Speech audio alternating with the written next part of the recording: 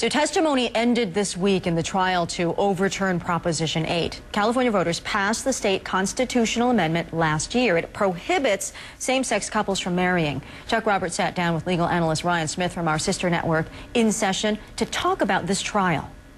Proposition 8 was approved by California voters.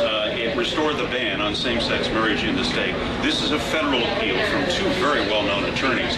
But isn't the real test at the appellate level one step above? Is this kind of a dry run at the district court level? I think it really is. What they're trying to do is build a record. They're trying to get as much information as they can in about these constitutional law issues, and then whatever is decided, the other party's going to appeal, and it's going to go up to the next level.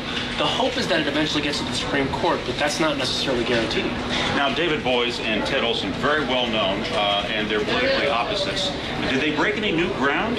I wouldn't say they broke new ground here. I think their point was to get a lot on the record about the constitutional arguments. So, for example, the arguments are for the Due Process Clause and the Equal Protection Clause. That this law is a violation of that.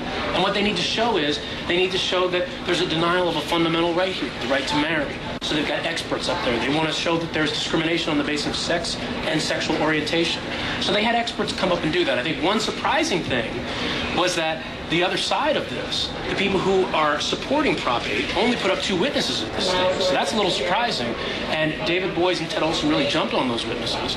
But right now, they're looking at it like, let's just build the record. Is the other side saving their ammo for the appellate level? They very well could be. They can argue more up until closing arguments. They could argue more at closing arguments. There's a lot more to come here, but I think at least the other side is saying, let's hold our cards close to our vest and see what happens. Did the judge give any indication? Did he give away any indication about how he might rule?